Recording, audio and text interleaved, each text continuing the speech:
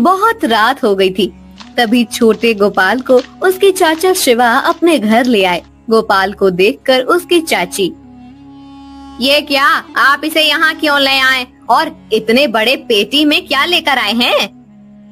उमा, ये गोपाल के कपड़े हैं। गोपाल आज के बाद हमारे साथ ही रहेगा। क्या? ये आप क्या कह रहे हैं? ये हमारे साथ क्यों?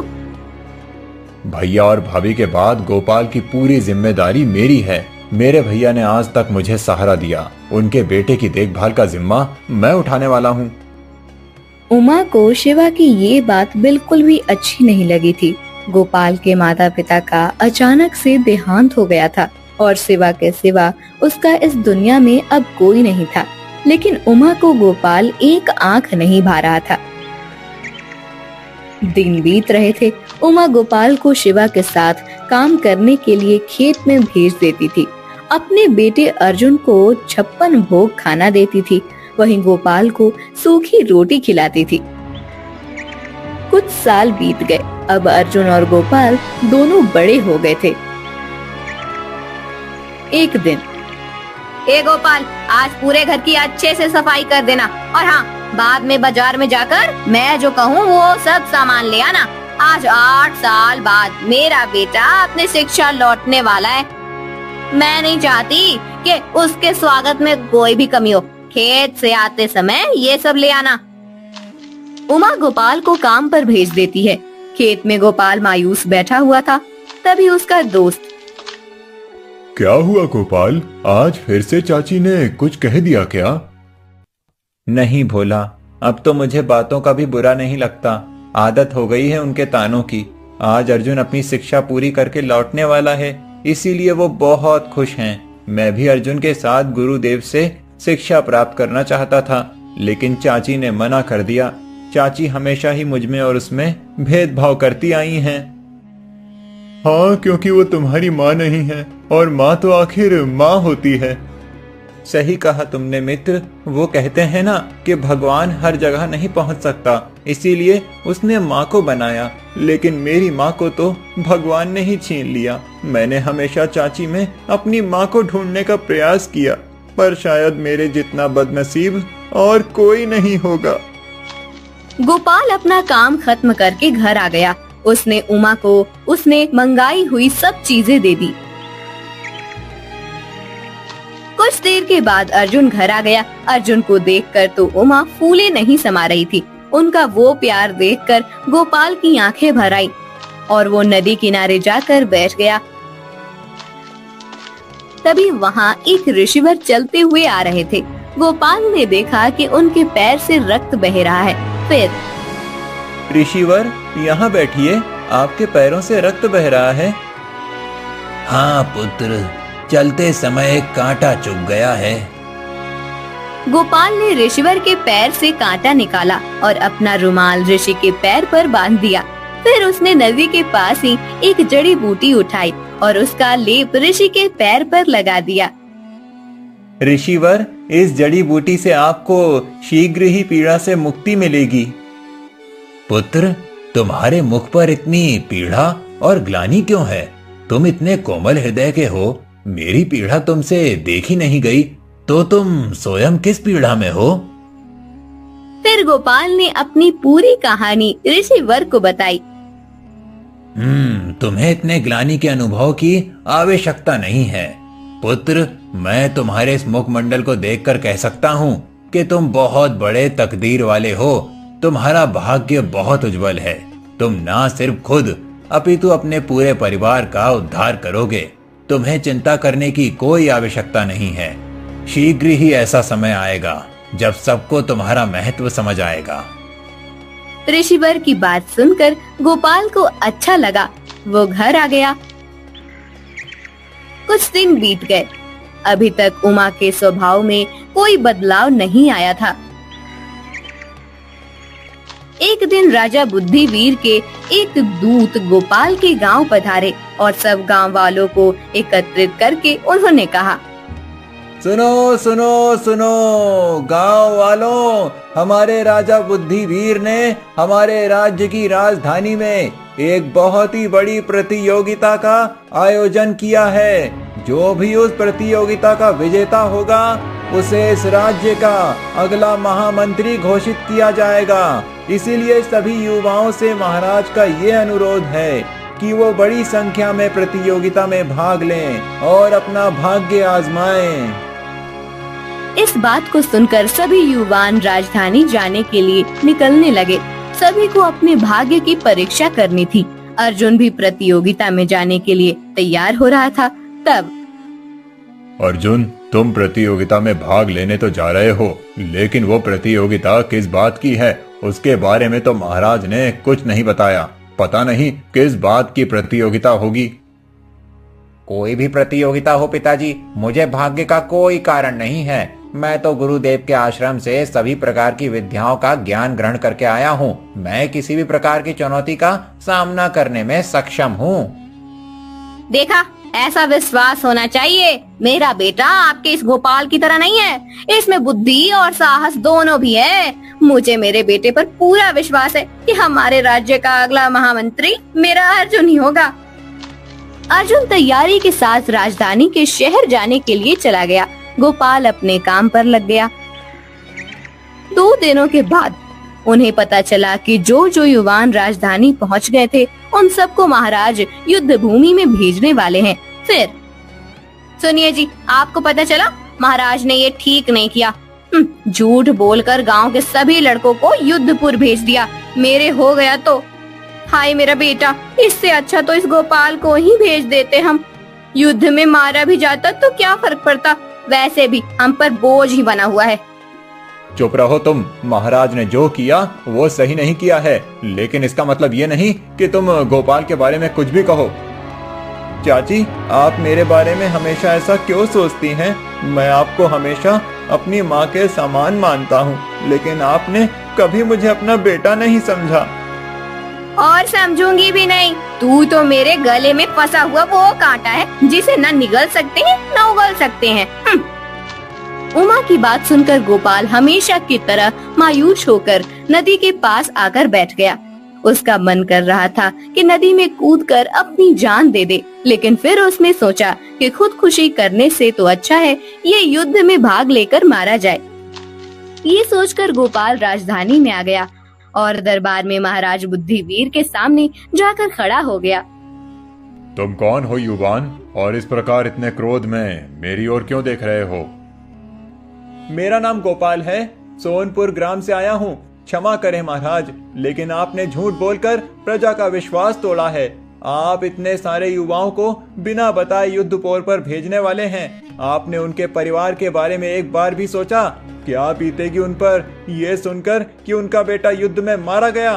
कितने ही ऐसे युवान होंगे जिनका पूरा परिवार उन पर निर्भर होगा।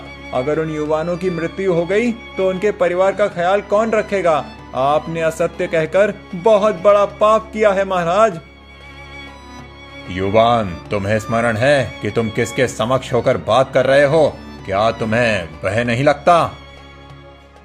भय का तो कोई कारण ही नहीं महाराज। मैं इस धरती पर अकेला आया हूँ। कोई नहीं है जिसे मेरी मृत्यु से दुख हो, लेकिन एक माँ है जो अपने बेटे के युद्ध भूमि पर जाने के बारे में विचार करके ही भय से कांप रही है। आप कृपया करके उस युवान को पुनः वापस भेज दें और उसकी जगह पर मुझे सेना में शामिल कर लें। मैं आपसे हाथ जोड़कर अनुरोध करता हूँ महाराज। गोपाल के ऐसा कहते ही परिहार, मुझे एकांत में इस युवान से वार्तालाप करना है। महाराज की आज्ञा पर सब दरबार छोड़कर बाहर चले गए। फिर गोपाल, तुम्हें लग रहा होगा कि हमारा राज्य कितना निर्दयी है।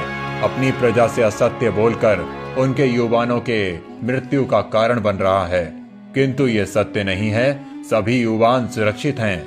मैं तो मेरे राज्य में एक साहसी और धैर्यवान युवा की खोज कर रहा था जो राज्य पर आए संकट का सामना कर सके। कैसा संकट महाराज? हमारे राज्य की दक्षिण सीमा पर एक असुर ने आतंक फैला रखा है। मेरे गुप्तचरों से जानकारी मिली है दक्षिण के सभी गांव में उस असुर के भय से लोगों ने गांव रिक्त करने शुरू किए हैं। प्रजा दूसरे राज्य में जाकर आश्रय ले रही है। प्रजा में अफरा तफरी मची हुई है। इसीलिए मैं चाहता हूँ कि कोई साहसी वीर जाकर उस असुर के भय से सबको मुक्त करे। महाराज से आदेश लेकर गोपाल दक्षिण की ओर जाने लगा। रास्ते में उसे वही ऋषिवीर मिले जिन्होंने उसे तकदीर वाला कहा था। ऋषिवर, मुझे आशीर्वाद दीजिए कि मैं महाराज के आदेश का पालन करते हुए असुर के भय से प्रजा को मुक्त कर सकूं। मेरा आशीर्वाद सदा ही तुम्हारे साथ है पुत्र, परंतु उस असुर से सामना करना इतना सरल नहीं है। वो असुर बहुत शक्तिशाली है। तुम अगर उसके गले में पहनी हुई माला निकाल पाओ तो उसे मारना आसान हो जाएगा। उस माला में ही उसकी सारी शक्ति बसी हुई है। गोपाल ऋषिवर की बात मानकर आगे जाने लगा। वो जब दक्षिण सीमा पर पहुंचा तब उसने देखा कि असुर गांव के लोगों पर अत्याचार कर रहा था। गोपाल उसके सामने जाकर खड़ा हो गया। अचानक से गोपाल को देखकर असुर चौंक गया। उस बात का फायदा लेकर गोपाल ने अपनी तलवार से असुर के गले की माला निकालकर फेंक दी। उसके माला फेंकते ही असुर की शक्ति कम होने लगी। फिर गोपाल ने तलवार से असुर का मस्तक धड़ से अलग कर दिया। सभी लोगों ने गोपाल के नाम का जय घोष करना शुरू किया। कुछ दिनों के बाद गोपाल राजमहल लौटा। गोपाल, तुम सच में वीर योद्धा हो। इतने भयानक असुर से तुमने हमारी प्रजा को मुक्त किया है।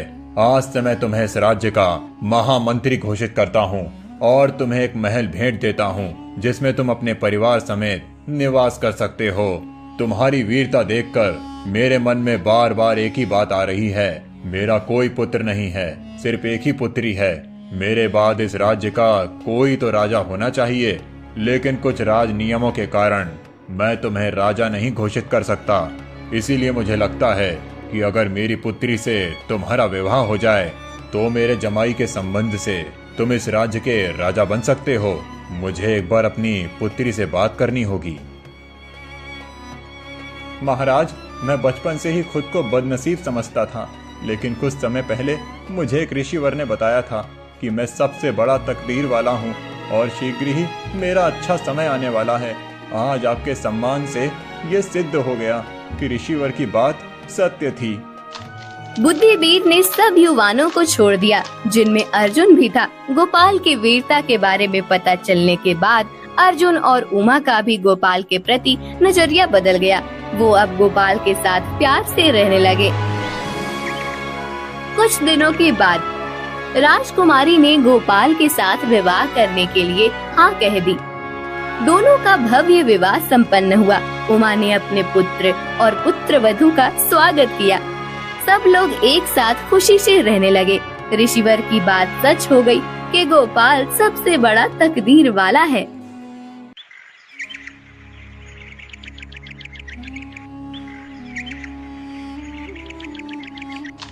धर्मा धोबी बहुत गरीब था। धर्मा के 3 बच्चे थे। सबसे बड़ा सतनु और 2 बेटियां कमल और सुमन। एक रात धर्मा की पत्नी सुनिए जी। हाँ बोलो राधा, तुम्हें कोई तकलीफ हो रही है क्या? जी, मेरी तकलीफ तो अभी मेरे साथ ही खत्म होगी। मुझे नहीं लगता कि मैं अब इस बीमारी से उभर पाऊंगी। मेरा अंतिम समय नजदीक आ गया है। ये क्या बोल रही हो? तुम्हें कुछ नहीं होगा। मैं तुम्हें बड़े से बड़े वैद्य के पास ले जाऊंगा। मैंने सुना है कि उत्तर दिशा में एक बड़े ही ज्ञानी वैद्य रहते हैं। उन्होंने आज तक कई रोगों का इलाज किया है। वो तुम्हें भी ठीक कर देंगे। आप सच कह रहे हैं, लेकिन इतनी दूर जाने के लिए और उन वैद्य जी से इलाज करवाने की हमारी हैसियत नहीं है। कहाँ से लाएंगे इतने पैसे मेरे इलाज के लिए? आपने पहले ही ये घर भी गिरवी रखा है। अब कुछ नहीं होगा। मैं जान चुकी हूँ कि मैं कुछ ही दिनों की मेहमान हूँ। मैं आपसे सिर्फ इतना कहना चाहती हूँ, मेरे जाने के बाद आप हमारे 3 बच्चों का अच्छे से ख्याल रखिएगा। उन्हें मेरी कमी महसूस मत होने दीजिएगा। धर्मा राधा की बात सुनकर बहुत दुखी हो गया। कुछ दिनों के बाद राधा का देहांत हो गया। अब घर के साथ तीनों बच्चों की जिम्मेदारी धर्मा पर आ गई थी। एक दिन, भद्रा, अब इतनी सी कमाई में गुजारा करना मुश्किल हो रहा है। राधा के इलाज के लिए पहले ही इतना कर्जा लिया हुआ है और घर भी गिरवी रखा है। समझ नहीं आता कि आमदनी बढ़ाने के लिए क्या करूं। कल ही पता चला है कि राजमहल में राज्य वस्त्र धोने के लिए एक धोबी की जरूरत है। तुम मंत्री जी को जाकर मिलो, शायद वो तुम्हारा काम कर दें। अगले दिन धर्मा मंत्री को जाकर मिलता है। मंत्री जी, मैंने सुना है कि महल के वस्त्र धोने के लिए एक धोबी की जरूरत है। हाँ, जरूरत तो है, लेकिन हमें ऐसा धोबी चाहिए जो विश्वास पात्र हो। राजमहल के वस्त्र कितने ऊंचे होते हैं, ये तो तुम्हें पता होगा। एक भी वस्त्र इधर उधर नहीं होना चाहिए। जी मालिक, मैं आपको विश्वास दिलाता हूँ कि मैं पूरी ईमानदारी से अपना काम करूँगा। आपको शिकायत का एक भी मौका नहीं दूंगा। अगर कोई ऊंच नीच हो गई तो तुम्हें सीधा महाराज के सामने हाजिर करूंगा, ये याद रखना। ऐसी नौबत नहीं आएगी मंत्री जी। आपके यहाँ जो नाथा काका सालों से काम कर रहे हैं, उन्होंने ही मुझे काम सिखाया है। मैं उनसे पूछकर ही सब काम करूंगा। ठीक है, कल से आकर वस्त्र ले जाना। अगले दिन से धर्मा राजमहल का वस्त्र धोने का काम करने लगा। एक दिन धर्मा के घर एक योगी बाबा आए। वत्स, भूखा हूँ, कुछ खाना खिलाओ। आइए बाबा, यहाँ बैठिए, मैं अभी आपके लिए कुछ खाने को लाता हूँ। धर्मा योगी बाबा को बिठाकर भीतर चला गया। उसने अपनी पूरी रसोई में ढूंढा, लेकिन बाबा जी का पेट भर सके इतना पर्याप्त खाना उसके पास नहीं था। धर्मा ने एक डिब्बे देखा, 2 रोटियां बन सके उतना ही आटा बाकी था। धर्मा ने उस आटे की कटोरियां बनाई। फिर, बाबा जी क्षमा करें, लेकिन मेरे पास आपका पेट भर सके उतना पर्याप्त खाना नहीं है। जो आटा बचा था उसकी 2 रोटियां बनाई हैं, इसे खाकर मुझे कृतार्थ करें। तुम्हें क्षमा मांगने की आवश्यकता नहीं है। इतना खाना मेरे लिए पर्याप्त है, और ये खाना मेरे लिए पर्याप्त है या नहीं, इससे महत्वपूर्ण ये है कि तुमने अपने या अपने परिवार के बारे में विचार ना करते हुए घर में जितना भी खाना था वो मुझे दिया। तुम सत्य में एक दयावान मनुष्य हो। तुम्हारे छोटे छोटे बालक हैं, परंतु फिर भी तुमने एक भी बार विचार नहीं किया कि अगर सारा खाना बाबा जी को दे दिया तो वो बालक भूखे रह जाएंगे। मैं तुमसे अति प्रसन्न हूँ वत्स। आपका आभार योगी बाबा, लेकिन मैं क्या करूं? इस गरीबी से जितना छुटकारा पाने की कोशिश करता हूं, उतनी ये बढ़ती ही रहती है। इसका एक ही उपाय है वत्स, शिक्षा। शिक्षा ही तुम्हारे परिवार को इस गरीबी से बाहर ला सकती है। तुम्हारे इस पुत्र को अच्छी शिक्षा दो, ताकि ये आगे जाकर कुछ ऐसा काम कर सके जिससे वो तुम्हारे परिवार की सहायता कर सके। लेकिन बाबा जी, हमें कौन शिक्षा देगा? हम गरीबों को शिक्षा लेने के नाम पर भी उपहास का पात्र बनाया जाता है, और शिक्षा इतनी महंगी होती है कि मैं मेरे बेटे को पढ़ा नहीं सकता। अगर ऐसी बात है तो तुम अपने पुत्र को मेरे साथ भेजो। मैं तुम्हारे पुत्र को शिक्षित करूंगा, उसे सारी विद्याओं का ज्ञान दूंगा, जिससे ये आगे जाकर एक ऐसा युवक बने कि हर कोई इसे अपने साथ काम करने के लिए बुलाए। योगी बाबा की बात धर्मा ने मान ली और अपने बेटे शंतनु को भेज दिया। 12 साल बीत गए।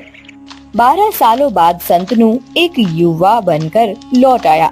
उसने जो शिक्षा योगी बाबा से प्राप्त की थी, उसका तेज उसके चेहरे पर साफ झलक रहा था। धर्मा अपने बेटे के आने की खुशी मना ही रहा था कि तभी मंत्री का एक सेवक आया और उसने धर्मा को महल में हाजिर होने को कहा।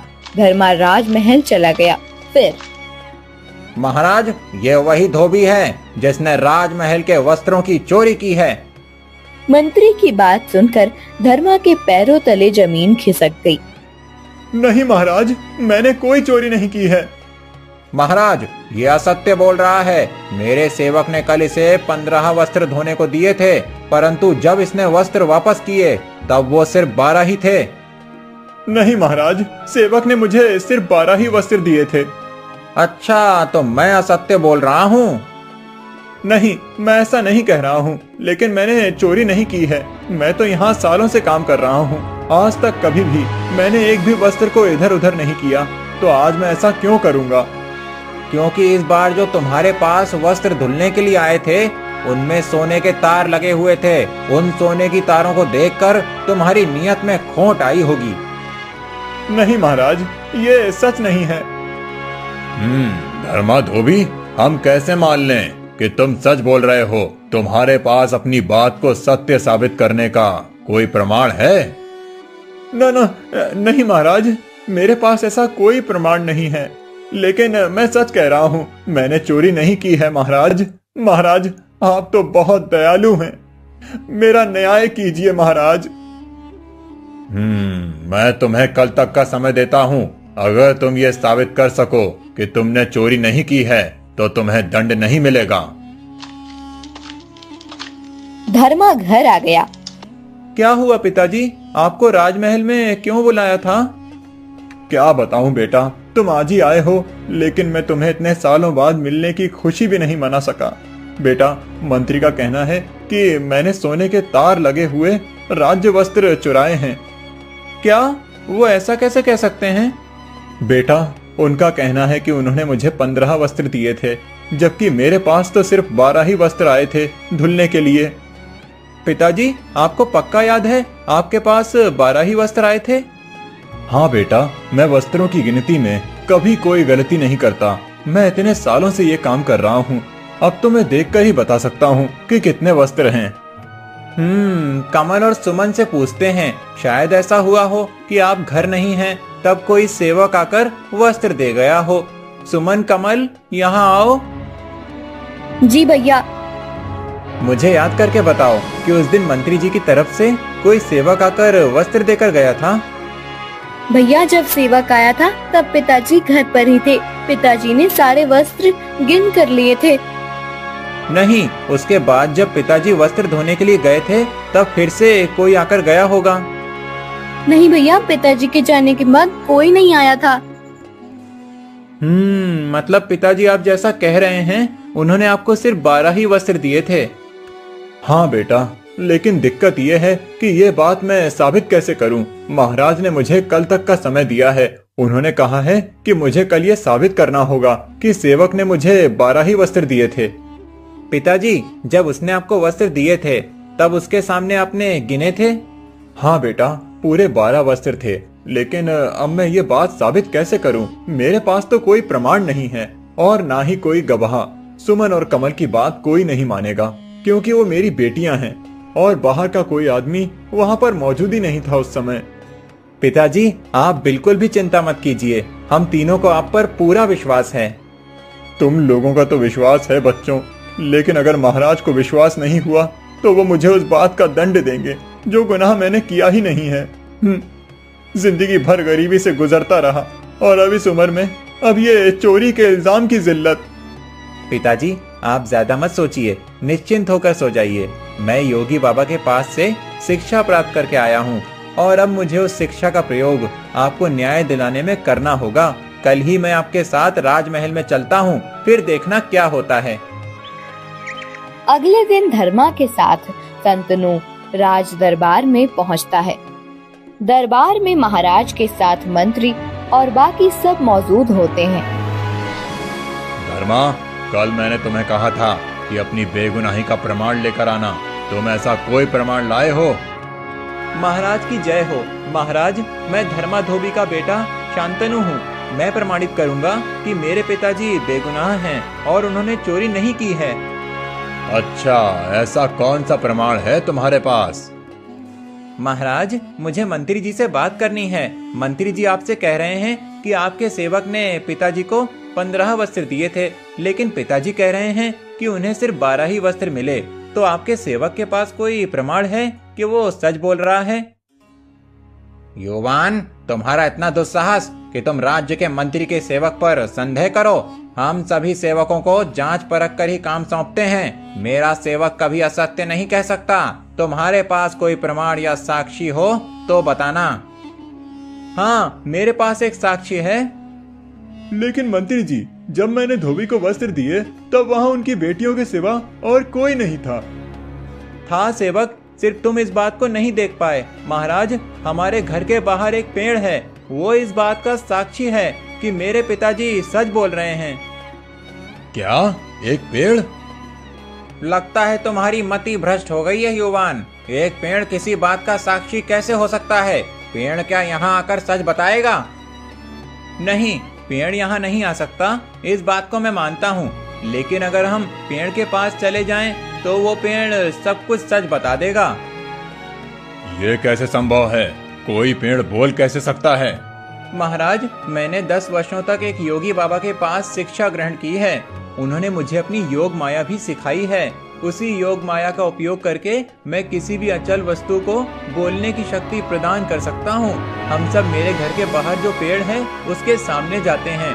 मैं अपनी योग विद्या का उपयोग करता हूँ, फिर सारा सच पेड़ खुद ही आपको बता देगा। क्या सच में ऐसा हो सकता है? हाँ महाराज, योगी बाबा बड़े ही ज्ञानी हैं। उनके पास तंत्र मंत्र, योग माया और बहुत सी विद्याएं हैं जो उन्होंने मुझे सिखाई हैं। आप कृपया कर चलिए मेरे साथ। संतनु की बात सुनकर राजा सबसे चलने को कहता है। उसे चलता मंत्री को डर लगने लगता है। महाराज, आपको इतनी दूर जाने की कोई आवश्यकता नहीं है। मुझे अभी याद आया कि सेवक ने 12 ही वस्त्र दिए थे। वो 3 वस्त्र तो मेरे कक्ष में ही छूट गए थे। मंत्री, ये बात आप अभी बता रहे हैं? आपकी वजह से आज मेरे हाथ एक बेगुनाह को सजा हो जाती। महाराज, वो मुझे स्मरण नहीं था। अच्छा, तो आपको ठीक उसी समय पर इस बात का स्मरण कैसे हुआ? महाराज, कहीं मंत्री जी कोई बात छुपा तो नहीं रहे हैं? मैं भला क्या छुपाऊंगा? मैंने जो भी सत्य है वही कहा है। महाराज देखिए, इनकी लड़खड़ाती हुई जुबान ही इस बात का प्रमाण है कि मंत्री जी कुछ छुपा रहे हैं। तुम सही कह रहे हो युवान। मंत्री, सत्य क्या है? हमें अभी इसी क्षण बताओ। महाराज, मुझे क्षमा करना। सत्य तो ये है कि वो वस्त्र मैंने ही चुराए थे। मैंने उस वस्त्र के सोने के तार निकालकर उसके आभूषण बनाए हैं। उस वस्त्र को देखकर मेरे मन में लोभ आ गया था। मंत्री, आपने चोरी की और उसका सारा दोष एक बेचारे धोबी पर डालने का प्रयास किया। मैं इसी क्षण आपको राज्य से निष्कासित करता हूँ। मंत्री चला जाता है। युवान, मैं तुम्हारी प्रतिभा से सत्य में प्रभावित हो गया हूँ, परंतु तुम्हारे पास सत्य में ऐसी विद्या है जिससे पेड़ बात कर सकता है? नहीं महाराज, मेरे पास ऐसी विद्या नहीं है। मैंने तो बस मंत्री जी को फंसाने के लिए ये जाल फेंका था। मुझे अपने पिताजी पर पहले से ही विश्वास था।